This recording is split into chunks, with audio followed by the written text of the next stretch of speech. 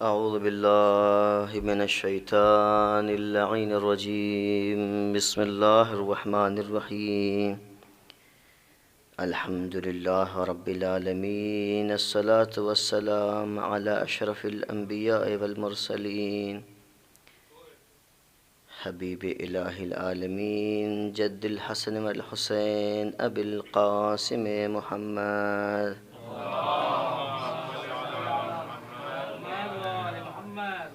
وعلى آله الطيبين الطاهرين المعصومين واللعنة الدائمة على أعدائهم أجمعين من الآن إلى قيام يوم الدين آمين يا رب العالمين. أما بعد، فقد قال الله سبحانه وتعالى في القرآن المجيد وهو أصدق الصادقين وقوله الحق بالحق.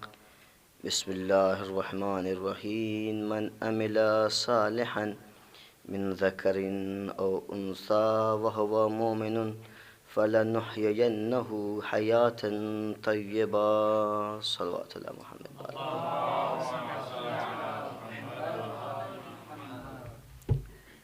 سب سے پہلے گزارش ہے کہ ایک بار سورہ الحمد اور 3 بار سورہ اخلاص کی تلاوت فرما کر سید احتشام علی مرحوم ابن سید طاہر حسین مرحوم کے روح کو بخش دیں.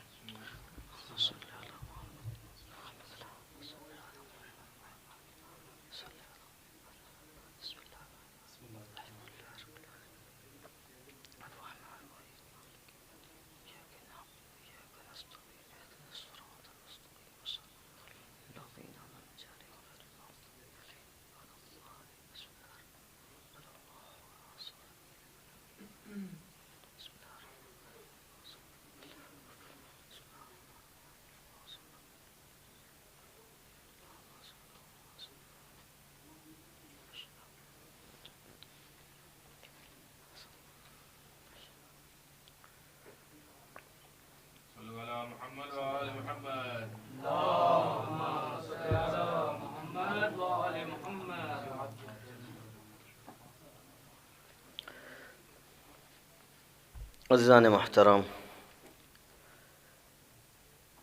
میں نے جس آیت کی تلاوت کا شرف حاصل کیا، السلام ورحمۃ اللہ وبرکاتہ. تشریف آ جائیں قبلہ.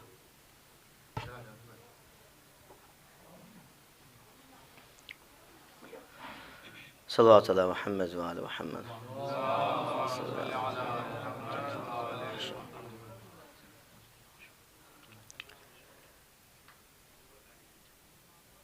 اللہ سبحانہ و تعالی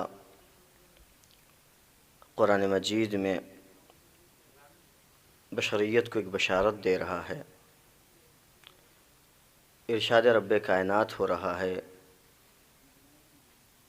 کہ جس نے بھی عورت سے یا مرد سے عمل صالح انجام دیتا ہے تو وہ مومن ہوتا ہے. وَهُوَ مُؤْمِنٌ، وہ مومن ہوتا ہے. فَلَنُحْيِيَنَّهُ حَيَاةً طَيِّبَةً، پھر ہم اسے زندہ رکھتے ہیں، پھر ہم اسے حیات دیتے ہیں، اچھی والی زندگی. توجہ فرمائیے گا، اللہ سبحانہ وتعالیٰ نے اس میں شرط حیات طیبہ یا حیات طیبہ کی جو تعبیر اور جو تعریف کرنا چاہ رہا ہے اسے فَلَنُحْيِيَنَّهُ کے سمجھنے کے بعد واضح ہوگا. توجہ فرمائیے، اللہ نے کہا کہ جو بھی عمل صالح انجام دیتا ہے تو اسے ہم حیات دیتے ہیں، ایسی حیات دیتے ہیں کہ یہ حیات طیبہ کہی جاتی ہے. عام طور پر ہم اور آپ اگر قرآنی تناظر میں یا ہم اپنی تناظر میں، انسانی تناظر میں قرآن کی بعض آیتوں کو غور سے دیکھیں گے یا اپنے انداز سے بعض چیزوں کا ہم مطالعہ کرتے ہیں تو منظور قرآنی میں اور منظور انسانی میں بڑا فرق نظر آئے گا. توجہ فرمائیے گا. ایک بار صلوات علی محمد و آل محمد.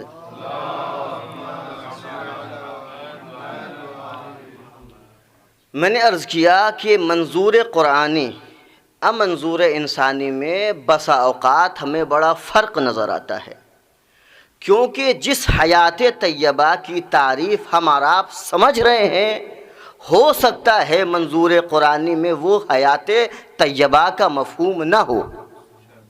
عام طور پر اگر حیات طیبہ سمجھی جاتی ہے اور حیات طیبہ کا جو ترجمہ کیا جاتا ہے اس کا مطلب یہ ہوتا ہے اچھی زندگی، آسان زندگی، عیش و آرام والی زندگی، اسے کہتے ہیں حیات طیبہ۔ لیکن اس حیات طیبہ کی تعریف اگر ہم منظور قرآنی میں کریں، قرآنی تناظر میں کریں، تو ہمارا اور آپ کا قرآن کا اتنا بڑا فرق نظر آ جائے گا جتنا فرق ہم موت اور حیات کے تعریف میں رکھتے ہیں۔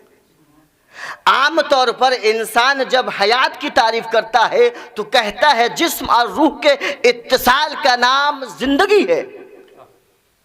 اگر آنکھوں میں دید ہے تو اسے دیداور کہتے ہیں، زبان میں قوت سخن ہو تو اسے سخنور کہتے ہیں، اسی طریقے سے بازوؤں میں اگر مچھلیاں تڑپتی رہے تو اسے طاقتور کہتے ہیں۔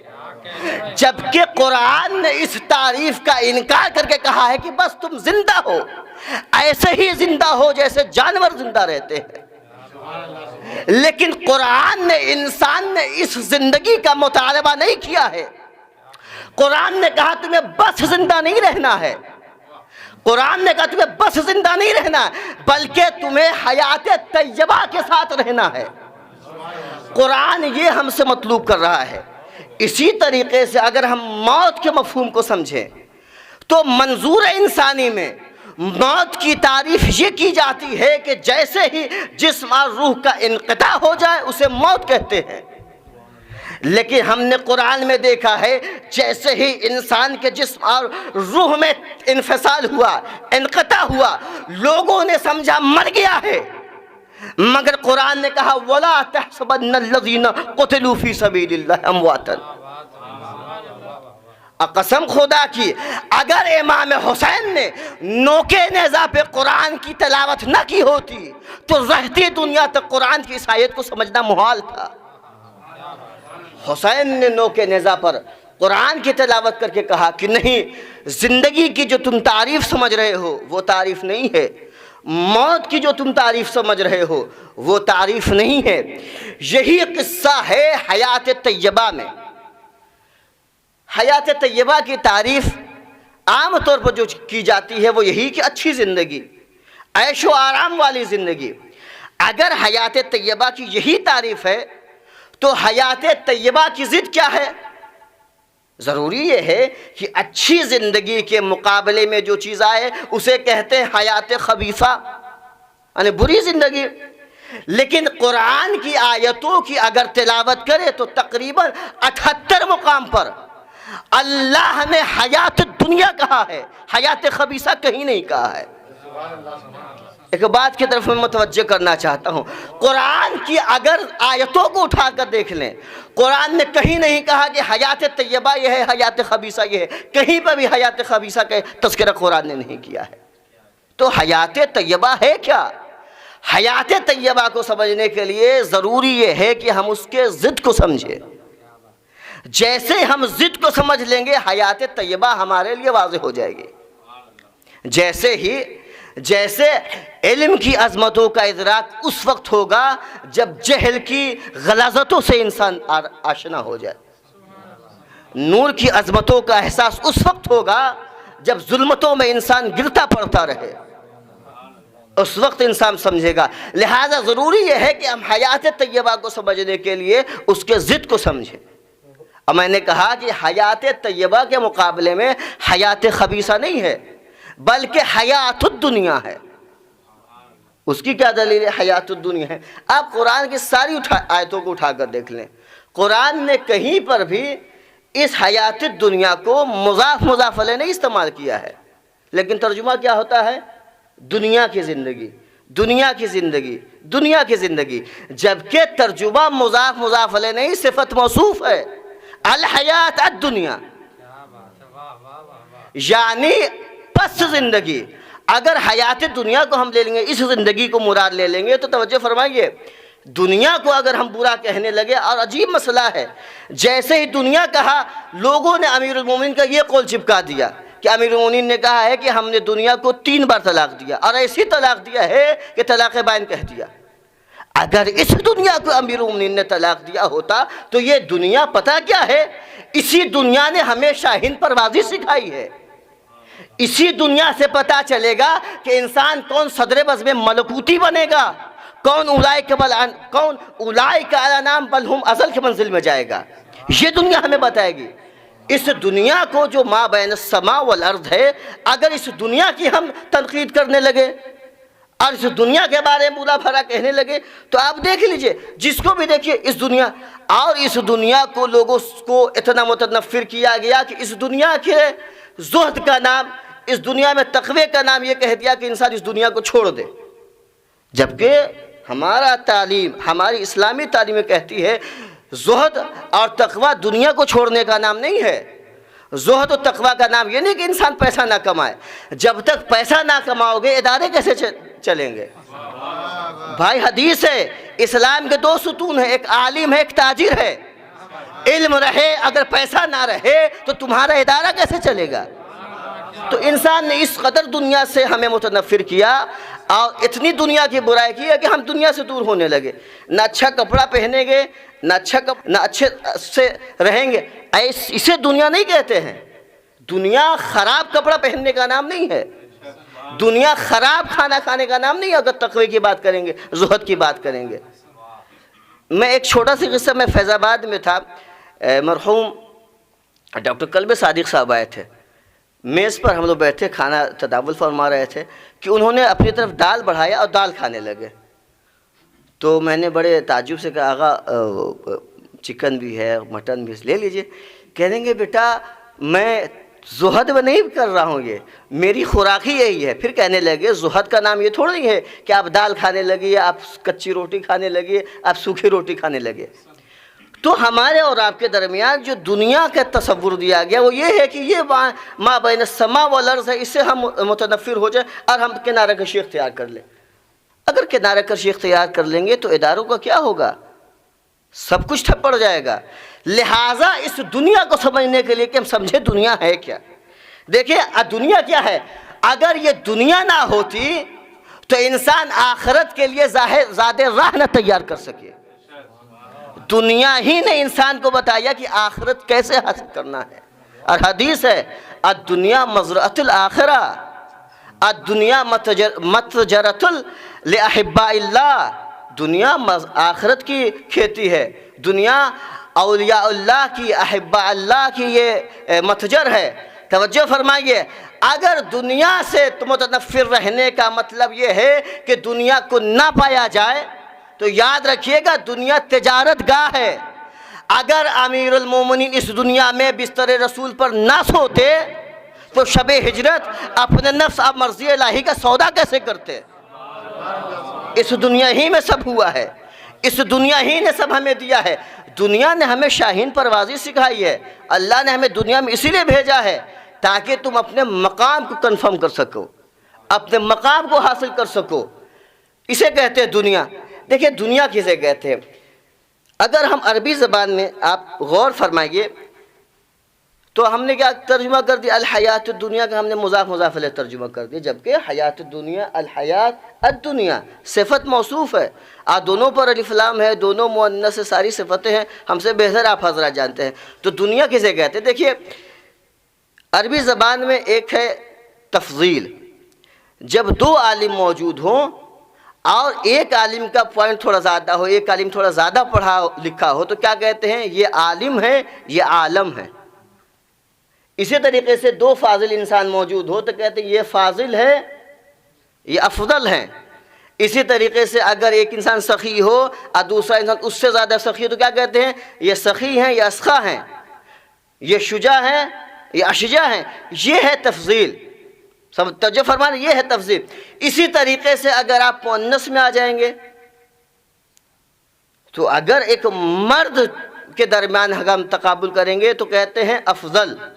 اسی طریقے سے اگر ہم آپ آ جائیں گے، گفتگو کریں گے، فضلہ، اولیاء، علماء، اعلیٰ کی جمع، اعلیٰ کی اس میں تفضیل اولیاء، یہ ساری چیزیں ہیں۔ اسی طریقے سے اگر ایک پست انسان ہو تو کیا کہیں گے؟ دنی۔ دو انسان موجود ہے، ایک پست ہو، ایک بہت زیادہ پست ہو تو کیا کہیں گے؟ دنی ادنا. اسی طریقے سے اگر مؤنث کے لیے استعمال کریں گے کیا کہیں گے؟ دنیا. اور قرآن نے ہمیں یہی بتایا ہے کہ حیات دنیا پس زندگی. امیر المومنین نے جو کہا ہے کہ ہم طلاق دے رہے ہیں، اس کا مطلب یہ ہے کہ حیات طیبہ کے مقابلے میں جو حیات دنیا ہے اسے طلاق دے رہے ہیں، نہ کہ ما بین السماء والارض ہے. توجہ فرما رہے ہیں؟ یہ دنیا ہمیں بتائے گی کہ ہمیں کیسے رہنا ہے. تو اس دنیا کا مفہوم یہ ہے. اور اس دنیا میں اگر انسان کام کرنے لگے، اگر علم سے انسان اللہ کا تقرب حاصل کرے تو اسے کہتے ہیں حیات طیبہ. اس دنیا سے، اس علم سے اگر تکبر آنے لگے، غرور آنے لگے تو اسے کہتے ہیں حیات دنیا.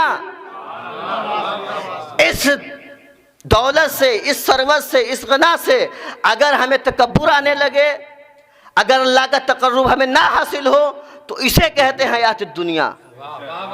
اور ہمیں جو بتایا گیا ہے وہ اللہ کا تقرب حاصل کرنے کے لیے. اللہ کا تقرب جب جب حاصل ہوتا رہے انسان حیات طیبہ کے مرحلے میں داخل ہوتا ہے. جیسے جیسے انسان اللہ کے تقرب سے دور ہوتا رہے انسان حیات دنیا میں چلا جاتا ہے. اسے کہتے ہیں. اور آپ تاریخ اٹھا کر دیکھ لیجیے، ایک تفصیل ہے کہ جن لوگوں نے سمجھا عیش و عشرت سے رہنا، آسان زندگی رہنا، محلوں میں رہنے کا نام حیات طیبہ ہے، تو انہوں نے تخت و تاج کو غصب کر لیا. لیکن جنہوں نے قرآن کے اس مفہوم کو سمجھ لیا انہوں نے قید میں رہنا پسند کیا مگر اللہ کا تقرب حاصل کر لیا. اور ہمارے ائمہ کی پوری تاریخ اسی پر شاہد ہے. اور امام موسیٰ کاظم علیہ السلام کی زندگی اسی بات کی طرف ہمیں اشارہ کر رہی ہے. جناب موسیٰ کاظم علیہ السلام نے بتایا کہ حیات طیبہ کسے کہتے ہیں. کہا کہ تم مجھے سلاخوں میں رکھو گے مگر عبادت خدا سے مجھے باز نہیں رکھ سکتے، کیونکہ عبادت خدا ہی حیات طیبہ ہے. اور جب انسان کے پاس حیات طیبہ رہتی ہے تو انسان کتنے بھی پست حالت میں کیوں نہ رہے اللہ اسے بلند کرتا ہے. لیکن جو حیات دنیا کے ساتھ زندگی گزارتا ہے، جس کے پاس حیات دنیا رہتی ہے، اس کے پاس کتنی بھی فوج کیوں نہ رہے وہ ذلیل و خوار ہوتا ہے. میں ایک امام موسیٰ کاظم علیہ السلام کے عنوان سے بتاتا ہوں کہ حیات طیبہ سے گئے تھے. ہارون رشید کو یحییٰ برمکی نے کہا، جب ہارون رشید پہلی مرتبہ حاکم بنا اور وہ مکہ آیا تو اس نے کہا میں مدینہ جانا چاہتا ہوں رسول اللہ کی زیارت کرنے کے لیے. تو قبر رسول پر اپنے پورے سپاہیوں کے ساتھ آیا اور آ کر کھڑا ہو گیا. اس نے بڑے فخر و مباحت سے کہا السلام علیکم یا رسول اللہ، السلام علیکم ابن ابن عم. اے اللہ کے رسول آپ پر سلام ہو، اے میرے چچا زاد آپ پر سلام ہو. اس نے سمجھا کہ اپنے احقیت خلافت کو ثابت کرنے کے لیے اس سے اچھا موقع نہیں ملنے والا ہے. ہم اپنی رشتہ داری رسول سے بتائیں اور لوگوں پر یہ رعب ڈالیں کہ ہم رسول کے قرابت دار ہیں لہٰذا خلافت کا زیادہ ہمیں حق ہے. اور وہ ایک دلیل جو بنائے تھے بنی امیہ کے خلاف کہ رسول کے رشتہ دار ہم زیادہ ہیں لہٰذا خلافت کرنے کا زیادہ ہمیں حق ہے، اس کو یہ قوت دے سکے. اس نے اس سے پوری سیاست سے رسول اللہ پر اپنی رشتہ داری بتاتے ہوئے اس نے سلام کیا. لیکن بغل میں ہی بیٹھے روایت بتاتی یار امام موسیٰ کاظم نماز پڑھ رہے تھے یا قرآن کی تلاوت کر رہے تھے. جیسے ہی اس نے سلام ختم کیا جناب موسیٰ کاظم کھڑے ہوئے رسول اللہ کے مرقد کی طرف رک کے کہا السلام علیکم یا رسول اللہ، السلام علیکم یا ابا. اے اللہ کے رسول آپ پر سلام ہو، اے میرے باپ آپ پر سلام ہو. جس سیاست سے ہارون رشید نے سوچا تھا کہ ہم اپنی احقیت خلافت کو ثابت کر دیں، اسی حکمت کے ساتھ جناب موسیٰ کاظم نے جواب دیا اور پوری اس کے لشکر کے سامنے اسے ذلیل و خوار کر دیا. کیوں؟ کیونکہ اللہ جانتا ہے کہ ہم انہیں بلند کرنے والے ہیں. اللہ جانتا ہے ہم اسے عظمت دینے والے ہیں، ہم انہیں وقار دینے والے ہیں. اور اگر آپ توجہ فرمائیں تو انسان کسی بھی حد تک کوشش کرے، اللہ اگر چاہ جائے کسی کو عزت دینے کے لیے تو دنیا کی سیاستیں، دنیا کے پروپیگنڈے، دنیا کے لاہو لشکر کچھ کام نہیں آنے والے ہیں اگر انسان اللہ کے ساتھ اپنا رابطہ صحیح رکھتا ہے تو قسم خدا کہ انسان ذلیل نہیں ہوگا۔ وہ الگ بات ہے ظاہری طور پر وہ مسجون بھی رہے گا، ظاہری طور پر وہ قید میں بھی رہے گا، ظاہری طور پر لوگ اسے ذلیل بھی سمجھیں گے، ظاہری طور پر لوگ اسے سلام ہی نہ کریں گے، مگر جب اللہ قرآن میں سلام کرنے لگے تو سمجھ لینا وہ محترم ہو گیا۔ لہٰذا انسان اس نقطے کو سمجھا۔ اور دیکھیں اللہ نے جب انہیں فضیلت دی تو کیسے دی؟ امام جعفر صادق علیہ السلام کی شہادت واقع ہو گئی، منصور دوانقی کو خبر ملی کہ امام شہید کر دیے گئے، امام کا انتقال ہو گیا۔ منصور دوانقی نے سب سے پہلا جو کام کروایا ہے اس نے مدینے میں حاکم مدینہ سے کہا کہ سب سے پہلے جاؤ اور امام جعفر صادق علیہ السلام کے گھر سے ان کے وصیت نامہ کو چھین لو۔ کہا کہ اس سے کیا کرے گا؟ کہا اس کا فائدہ یہ ہوگا کہ امام جعفر صادق علیہ السلام جسے اپنا وصی اور نائب بنائے ہوئے ہوں گے انہیں ہم قتل کر دیں گے، تاکہ لوگوں تک یہ سلسلہ نہ بڑھے اور ہماری خلافت محفوظ رہے۔ بہرحال حاکم مدینہ نے امام جعفر صادق علیہ السلام کے ساتھ پورا لشکر بھیج دیا اور کہا کہ جا کر ان کے گھر سے وصیت نامہ کو چھین لیا جائے۔ حاکم بہرحال حکومت تھی، پولیس آئے، ان کے ساتھ سپاہی آئے، اس سے آگے گھر میں داخل ہو کر کے بے حرمتی کی اور امام جعفر صادق علیہ السلام کی وصیت چھین لیا گیا۔ اب سنیے حکمت، یہ ایسے ہی ہے جیسے ہم فرعون کو خوف تھا کہ کہیں ہم موسیٰ آ جائیں گے تو ہماری خدائی نہ چلی جائے، ویسے ہارون کو خوف تھا یہ موسیٰ آ گیا تو ہماری خلافت نہ چلی جائے، مگر جسے اللہ رکھے بندہ کیا چکھے۔ بہرحال وہ لوگ آئے اور وہ وصیت نامہ چھین لیا۔ جب ایسے وصیت نامہ چھینا، حاکم مدینہ نے وصیت کو دیکھا۔ اب یہ وصیت کو دیکھا تو اس میں امام نے حکمت دیکھے، امام حالات جان رہے تھے کیا ہونے والا ہے۔ امام نے لکھا کہ میرے بعد جو وصی میرا ہوگا، نائب ہوگا، وہ منصور دوانقی ہوگا، اور اس کے بعد جو ہوگا اگر وہ قبول نہ کرے اور وہ معذرت کر لے تو اس کے بعد جو میرا نائب ہوگا وہ حاکم مدینہ ہو جائے گا، اگر وہ بھی نہ قبول کرے تو میری اہلیہ کو دے دیجیے گا، وہ بھی نہ قبول کرے تو امام موسیٰ کاظم علیہ السلام کو دے دیا۔ حاکم مدینہ نے اس وصیت نامے کو لیا اور بھیج دیا کہاں پر؟ بغداد۔ کہا کہ یہ مسئلہ ہوا ہے، اب بتائیے کیا کیا جائے۔ اس نے کہا کہ اگر ہم امام موسیٰ کاظم علیہ السلام پر ڈائریکٹ حملہ کرتے ہیں، مباشر حملہ کرتے ہیں، تو بیچ میں آپ ہیں اور ہم ہیں، ہمارا آپ کا کیا ہوگا؟ اے منصور کتنا اچھا وقت ہے کہ تم اس نیابت کو قبول کر لو اور وصی امام جعفر صادق بن جاؤ۔ اس نے کہا کہ امام جعفر صادق کا وصی بننا آسان نہیں ہے، اس کے لیے علم شرط ہے، طہارت شرط ہے۔ گویا اس نے اعلان کیا کہ امام کا قائم مقام امام ہوتا ہے، معصوم کا قائم مقام معصوم ہوتا ہے، اور عالم کا قائم مقام عالم ہوتا ہے۔ اگر کوئی جاہل آ جائے تو بظاہر وہ تخت تو بیٹھتا ہے مگر وہ صلاحیت نہیں رکھتا جو خلیفۃ اللہ کے پاس ہوتا ہے۔ تو جو فرما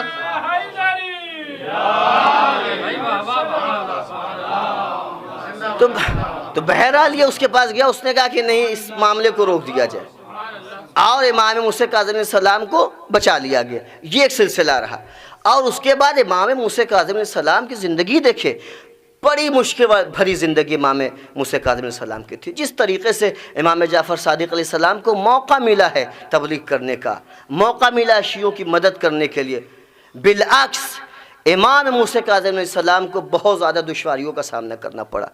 امام جعفر صادق علیہ السلام جب 148 ہجری میں شہادت نصیب ان کو ہوئی ہے تو 148 سے لے کر کے 158 تک منصور دوانقی زندہ رہا۔ اس نے بہت کوشش کیا کہ امام کو ختم کر دیا جائے، اور امام کو قید خانے میں بھی رکھا متعدد مرتبہ۔ اس کے بعد جب مسئلہ آیا ہے مہدی باللہ کا، اس نے بھی چاہا کہ امام کو ہم ختم کر دیں اور زہر دغا سے شہید کر دیں، مگر توجہ فرمائیے اللہ جسے بچانا چاہتا ہے کوئی اسے مار نہیں سکتا ہے۔ میں نے تاریخ میں پڑھا ہے کہ منصور مہدی باللہ نے امام موسیٰ کاظم علیہ السلام کو قید کر لیا اور قید خانے میں ڈال دیا۔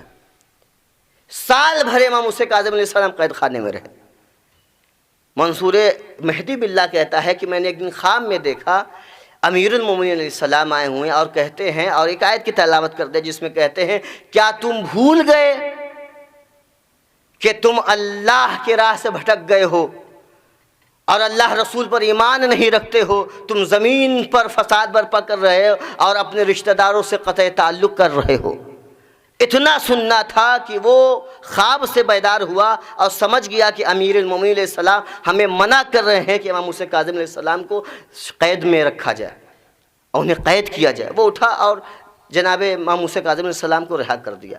اس کے بعد جو دور شروع ہوتا ہے وہ ہادی باللہ کا، ہادی باللہ آتا ہے، اس نے آ کر امام کو فوراً قید خانے میں ڈال دیا اور کئی مرتبہ ڈالا، لیکن اس کی جو مدت ہے وہ بہت مختصر سی مدت رہی ہے۔ اس کے بعد جو دور شروع ہوتا ہے، ابو الحسن بغدادی فرماتے ہیں کہ سب سے زیادہ اگر بنی عباس نے اہل بیت رسول پر ظلم کیا ہے، ان حاکموں میں سب سے ظالم و جابر حاکم کا نام ہے ہارون ملعون۔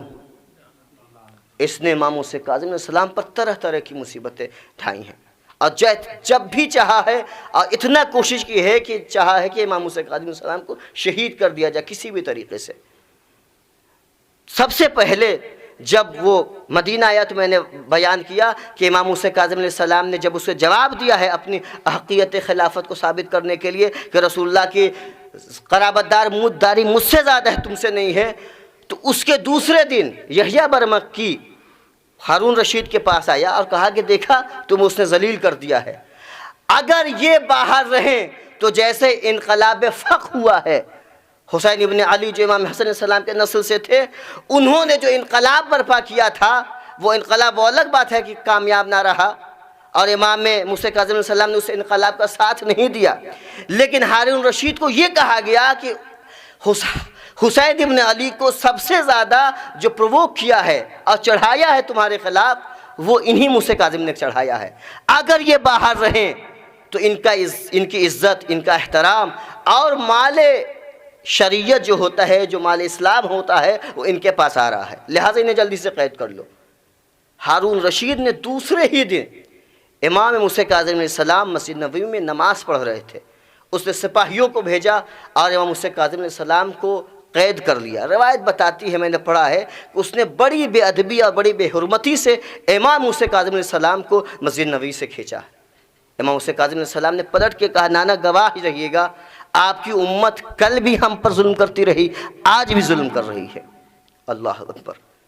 روایت میں ملتا ہے، تاریخ میں ملتا ہے کہ ملعون نے 2 محمل تیار کیے، ایک محمل میں امام موسیٰ کاظم علیہ السلام کو رکھا اور ایک محمل میں کو خالی رکھا، ایک محمل کو بغداد کی طرف روانہ کر دیا، دوسرا محمل بصرے کی طرف روانہ کر دیا۔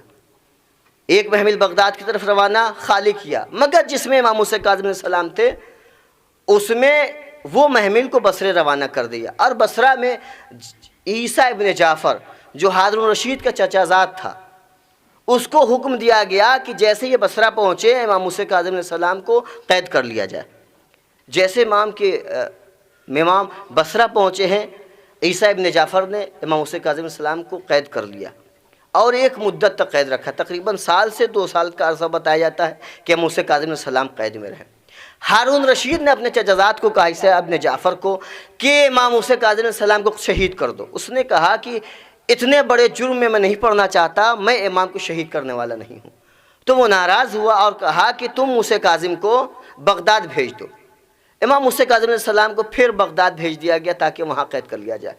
وہاں پر فضل بن بدی کے پاس بھیج دیا گیا، فضل بن بدی نے انہیں قید خانے میں رکھ لیا۔ اب بڑی ان کو کوب و اذیت کا سامنا کرنا پڑا اور امام موسیٰ کاظم علیہ السلام پر بڑی مسئول اس قدر ظالم تھا، اس نے کہا کہ تم امام موسیٰ کاظم پر زیادہ ظلم نہیں کر پا رہے، ہم چاہتے ہیں کہ امام پر اور ظلم ہو۔ اس کے بعد اس نے فضل بن یحییٰ کے پاس بھیج دیا اور کہا فضل بن یحییٰ کو یہ تاکید کی گئی کہ امام کو جس قدر ہو سکے اذیت دیا جائے اور امام کو پریشان کیا جائے، امام کو کھانا نہ دیا جائے، امام کو پانی نہ دیا جائے۔ روایت میں ملتا ہے کہ امام کو صرف اور صرف ایک وقت گرم پانی دیا جاتا تھا اور اللہ اکبر، کھانے کے لیے امام کو بڑی معمولی سی غذا دی جاتی تھی، لیکن امام کا اطمینان اتنا تھا، امام کا توکل اور ایمان باللہ اتنا تھا کہ فضل بن یحییٰ کہتا ہے کہ میں نے جب امام پر بہت زیادہ مصیبتیں ڈھا دیا اور میں نے ظلم کی انتہا کر دی، مگر پھر بھی میں امام کو دیکھتا تھا اس چھوٹے سے قید خانے میں امام ہمیشہ اللہ کی عبادت کرتے ہیں۔ میں امام کی اس عبادت سے بڑا متاثر ہوا اور میں نے امام سے کہا امام آپ کا حق نہیں ہے کہ آپ اس قید خانے میں رہیں، آپ میرے ساتھ چلیے۔ فضل بن یحییٰ نے امام کو وہاں سے نکال کر کے اپنے گھر مہمان رکھ لیا۔ جیسے یہ خبر ہارون رشید کو پڑی وہ ناراض ہوا اور فضل بن یحییٰ کو قید کر لیا اور ان کو بھی گرفتار کر کے جیل میں ڈال دیا گیا، قید خانے میں ڈال دیا گیا۔ یہ خبر یحییٰ برمکی کو ملی، اس نے فوراً ہارون رشید سے رابطہ کیا اور کہا میرے بچے سے غلطی ہو گئی، اگر تو کہے تو میں امام کو جا کر زہر دے دوں، جیسے کہے گا ہمارے بچے کو معاف کر دے اور ہم امام کو شہید کر دیں گے۔ روایت بتاتی ہے ہارون رشید نے سندی بن شاہق کے پاس امام کو قید کر لیا، اور سندی بن شاہق کے لیے کہا جاتا ہے وہ جلاد تھا، امام کو بہت زیادہ ظلم دے رہا تھا۔ امام کے پیروں میں بیڑیاں ڈال دی، ہاتھوں میں ہتکڑیاں ڈال دی، گلے میں خاردار توق ڈال دیا۔ ظالموں کو یہ بھی نہیں برداشت رہا، کھانا بند کر دیا، پانی بند کر دیا، امام بڑی مشکل سے حالت میں زندگی گزارنے لگے۔ یحییٰ بن برمکی آیا اور اس نے امام کو بعض روایتوں میں ملتا ہے کہ کھجور میں دے دیا، بعض روایتوں میں ملتا ہے کہ انگور میں امام کو زہر دے دیا۔ روایت بتاتی ہے امام نے جیسے ہی اس کو تناول فرمایا، سندی بن شاہق کہتا ہے امام اگر آپ کہیں تو آپ کو آرام کے لیے کچھ چیزیں دے دوں تاکہ آپ آرام کر دے۔ امام نے کہا تو مجھے کیا آرام دے گا، اللہ ہمارے آرام کروانے کا ذمہ دار ہے، تو جو چاہتا تھا وہ ہو گیا۔ روایت بتاتی ہے جیسے ہی امام نے اسے تناول فرمایا امام کا رنگ متغیر ہو گیا، اس میں اس قدر زہر تھا کہ امام کا پورا جسم سبز ہو گیا۔ امام چند گھنٹوں تک اس کرب کے حالت میں رہے اور اس مشکل کو، اس مصیبت کو برداشت کرتے رہے۔ روایتیں بتاتی ہیں امام کی روح جب قفس عنصرو سے پرواز کی ہے، یحییٰ بن برمکی اور سندی بن شاہق نے امام کی لاش کو اٹھایا اور مزدوروں سے کہا کہ اس امام موسیٰ کاظم کے لاش کو جا کر کے شہر بغداد کے پل پر رکھ دو اور آواز دے دو کہ مدینہ سے ایک شخص آیا تھا جس نے حاکم وقت کے خلاف خروج کیا تھا، اس میں حکومت وقت کی کوئی ہاتھ نہیں ہے، اس کا انتقال ہو گیا ہے، جو بھی مدینے کا ہے جا کر وہ امام وہ موسیٰ کاظم کو دفن کر دے۔ روایت بتاتی ہے، میں نے مجلس تمام کر دی، روایت بتاتی ہے کہ جناب جعفر طیار کی نسل سے سلیمان بن ابی جعفر جعفری تھے، بغداد میں بہت بڑے تاجر تھے اور بڑے اقتدار اور بڑے متمکن انسان تھے۔ ان کو جب خبر ملی کہ مدینے سے کسی انسان کا انتقال ہو گیا ہے جو قید خانے میں تھا، انہوں نے اپنے غلاموں کو بھیجا، کہا جا کے دیکھو کہ آخر ہمارے شہر سے کون آیا ہے، مدینہ رسول سے کون آیا ہے جو قید خانے میں مر گیا کہ اس کا پوچھنے والا تک نہیں ہے۔ روایت بتاتی ہے غلام گئے اور معلوم کیا کہ کون ہے جو قید خانے میں مر گیا جسے باہر کی دنیا نصیب نہ ہوئی۔ غلام آیا اور کہا کہ اے میرے آقا ہم نے سنا ہے کہ موسیٰ ابن جعفر ان کا نام ہے، وہ علی کی نسل سے ہیں۔ روایت بتاتی ہے جیسے اس خبر کو سلیمان بن جعفری نے سنا وہ دوڑتے ہوئے وہاں گئے، جناب امام موسیٰ کاظم کے لاش کو اٹھایا، اب بڑی احترام کے ساتھ انہیں غسل بھی دیا، انہیں کفن بھی دیا، اور روایت میں نے پڑھا ہے 250 دینار کی ایک چادر بنائی جسے برد یمانی کہتے ہیں، اور امام موسیٰ کاظم علیہ السلام کے قبر پر ڈال دیا اور ان کو کفن میں ڈال دیا۔ میں نے ہاتھوں کو جوڑ دیا، اے امام موسیٰ کاظم آپ کتنے خوش نصیب ہیں کہ آپ کا ایک رشتہ دار دور کا تھا، جب اسے معلوم ہوا کہ آپ کی لاش بے غسل و کفن پڑی ہے تو اس نے دوڑتے ہوئے آپ کو غسل و کفن تو دیا، آپ کو سپرد خاک تو کر دیا، مگر ہائے غریب سجا، اس کا باپ پڑا ہوا ہے مگر اتنا مجبور ہے کہ وہ نہ غسل دے سکتا ہے نہ کفن دے سکتا ہے۔ تبھی تو جناب زینب نے کہا اے بیٹا میں تمہاری کیا کیفیت دیکھ رہی ہوں۔ جناب سجاد نے کہا اے پھوپھی جان انصاف کیجئے، جس کا جوان بیٹا موجود ہو اس کے بوڑھے باپ کی لاش بے غسل و کفن پڑی رہے، وہ جوان بیٹا کیسے صبر کرے گا۔ وَسَيَعْلَمُ الَّذِينَ ظَلَمُوا أَيَّ مُنقَلِبٍ يَنقَلِبُونَ أَلَا لَعْنَةُ اللَّهِ عَلَى الْقَوْمِ الظَّالِمِينَ أَلَا لَعْنَةُ اللَّهِ عَلَى الْقَوْمِ الظَّالِمِينَ يا رب الحسين محق الحسين اشفي صدر الحسين بظهور الحجة يا رب الحسين محق الحسين اشفي صدر الحسين بظهور الحجة يا رب الحسين محق الحسين اشفي صدر الحسين بظهور الحجة يا الله يا الله يا الله يا الله يا الله يا الله يا الله يا الله يا الله يا الله یا اللہ تجھے واسطہ محمد وآل محمد کی عظمت و طہارت کی عزت و آبرو کا، یا اللہ باب الحوائج ماموس کاظم علیہ السلام کا یا واسطہ، یا اللہ اس شہر اس مہینے کا واسطہ، یا اللہ ہمارے گناہوں کو بخش دے، ہمارے والدین کے گناہوں کو بخش دے، ہمارے عز و اقربا احباب کے گناہوں کو بخش دے، یا اللہ ہم پریشان حال ہماری پریشانیوں کو دور کر دے، یا اللہ ہم مقروض ہمارے قرضوں کو ادا کر دے، یا اللہ جو لوگ بیمار ہوں انہیں شفاء کامل و عاجل عنایت فرما، یا اللہ جن لوگوں نے بھی دعا کے لیے کہا یا اللہ تو خوب ان کی حاجتوں کو جانتا ہے، امیر المؤمنین کے وسیلے سے ان کی دعاؤں کو پوری فرما، یا اللہ بہترین دعا یہ ہے کہ ہم پریشان ہو گئے ہیں، کوئی پرسان حال نہیں ہے، بہتر یہ ہے کہ امام زمان اجل اللہ تعالیٰ فرج شریف کے ظہور میں تعجیل فرما اور ہم کو ان کو اوان انصار میں شمار فرما، وتقبل منا انک انت السمیع العلیم۔ گزارش ہے کہ ایک بار سورہ الحمد اور 3 بار سورہ اخلاص کی تلاوت فرما کر سید احتشام علی بن سید طاہر حسین مرحوم کے روح